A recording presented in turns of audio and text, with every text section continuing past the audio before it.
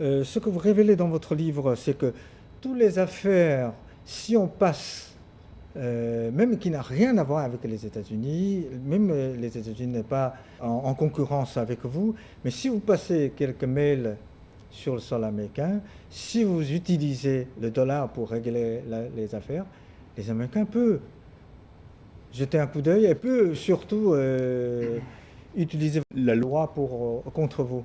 Voilà, la loi est devenue une arme massive dans la guerre économique mondiale. C'est incroyable, comment peut-on accepter ça? Alors, les États-Unis, chacun joue sa carte, et les États-Unis jouent de très bonnes cartes. Donc, ils ont décrété, notamment sur cette loi en 1998, qu'elle deviendrait extraterritoriale, c'est-à-dire qu'elle n'est plus qu'aux sociétés américaines, mais à l'ensemble des sociétés, à partir du moment où il y aura un rattachement même minime avec le territoire américain. Et donc, c'est vrai que comme les États-Unis contrôlent les tuyaux financiers via le système SWIFT et le système du dollar, et ensuite ils contrôlent aussi les tuyaux de l'Internet via les GAFA, ils utilisent ces deux tuyaux, si vous voulez, pour en fait rattacher toute transaction commerciale avec le territoire américain, et donc décréter que toutes ces transactions commerciales, en fait, sont sous jurisprudence, sous juridiction américaine, par exemple.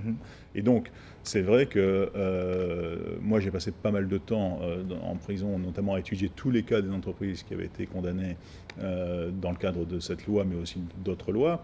Et lorsque vous faites cette étude, vous vous rendez compte effectivement, ces lois sont appliquées principalement à des entreprises non américaines, et notamment européennes. Tous les grands pays européens qui avaient des industries fortes, la France, l'Allemagne, l'Angleterre, l'Italie, la Suède, la Norvège, tous ces pays-là ont eu leurs entreprises qui ont payé des amendes colossales au Trésor américain pour enfreinte à cette loi anticorruption américaine. Donc cette guerre permanente, cette guerre économique entre les États-Unis et la France, maintenant devenue une guerre ouverte, alors. Tout le monde le connaît, alors. En fait, je pense que nous sommes arrivés dans la première vraie guerre mondiale. Et cette première vraie guerre mondiale, elle est économique. Première vraie guerre mondiale économique. Et là, parce que vous avez tous les acteurs. Vous avez les États-Unis, vous avez la Chine, vous avez le Japon, vous avez les pays européens, et tout le monde se fait la guerre actuellement. Il n'y a pas d'amis là-dedans. On l'a vu, les États-Unis ont au début principalement ciblé les entreprises européennes, françaises, anglaises, allemandes. Ensuite, ils ont ciblé les entreprises russes, et comme vous l'avez vu, grâce à d'autres lois, comme la loi pour l'enfreinte des embargos américains, ils ont commencé aussi à cibler les entreprises chinoises. Donc, et dans cette guerre économique, le droit est une arme qui ne coûte pas cher, en fait, mais qui a des effets dévastateurs. Mais ce n'est pas un peu les États-Unis seuls contre tout le monde? C'est un peu ça, mais maintenant, il faut que les autres pays s'arment avec des armes qui sont pas seulement défensives, mais parfois offensives, pour rétablir un équilibre. Je vais vous donner un exemple. Il y a 25 ans, les États-Unis avaient aussi mis des amendes extrêmement importantes aux entreprises européennes pour entente, pour cartel. Ensuite, les Européens avaient aussi mis des amendes extrêmement importantes aux entreprises américaines. Et ensuite, il y a eu un équilibre qui s'est fait. Et maintenant, en fait, les États-Unis s'occupent de leurs propres entreprises et les Européens s'occupent de leurs propres entreprises. En tout cas, je pense qu'on ne peut pas continuer à accepter cette dominance du droit américain qui s'impose à l'ensemble de la planète. Comment voyez-vous, par exemple, dans 10 ans, est-ce que ça va changer le monde actuellement que nous vivons? En tout cas, je pense que ça va pas s'atténuer.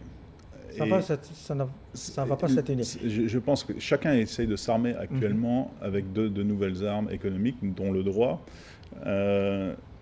Lorsque vous êtes patron d'une entreprise maintenant, lorsque vous êtes directeur juridique d'une entreprise, votre vie est extrêmement compliquée. Parce que lorsque vous allez en dehors de votre pays, vous avez une multitude de lois qui peuvent s'appliquer à une même transaction. Lorsque vous faites un contrat en Afrique, vous allez avoir la loi chinoise, la loi américaine, peut-être la loi française. On arrive dans un monde extrêmement complexe. Et je pense qu'il faut qu'on arrive à retrouver un certain équilibre où chacun s'occupe de ses propres entreprises. Sinon, ça va être le chaos.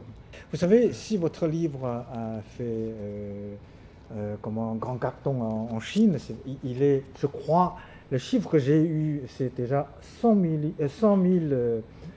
exemplaires vendus déjà. Alors, parce qu'en Chine, il y a aussi une affaire, c'est-à-dire l'une des hautes fonctionnaires d'une société, Huawei, Meng Wanzhou, était arrêtée à la demande des États-Unis au Canada. Alors, les gens, inconsciemment, font une parallèle entre vous et Meng Wanzhou. Comment voyez-vous cette affaire de Meng Wanzhou? Ce qu'il faut bien comprendre, c'est... déjà, je ne connais pas l'affaire Huawei dans le détail. Je connais les informations publiques comme tout le monde.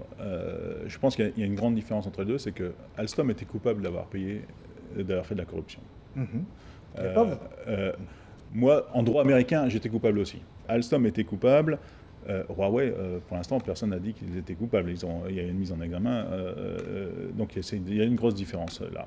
Ensuite, par contre, il y a un parallèle. Ce qu'on peut voir, c'est que le département de justice utilise la même tactique vis-à-vis de Huawei qu'ils ont utilisé vis-à-vis d'Alstom, en mettant en examen ou en arrêtant quelqu'un qui est proche du patron de l'entreprise pour faire la pression sur l'entreprise.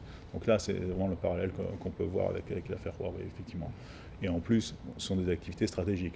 Le nucléaire pour Alstom, la 5G pour Huawei. En fait, ça fait partie de cette guerre économique mondiale.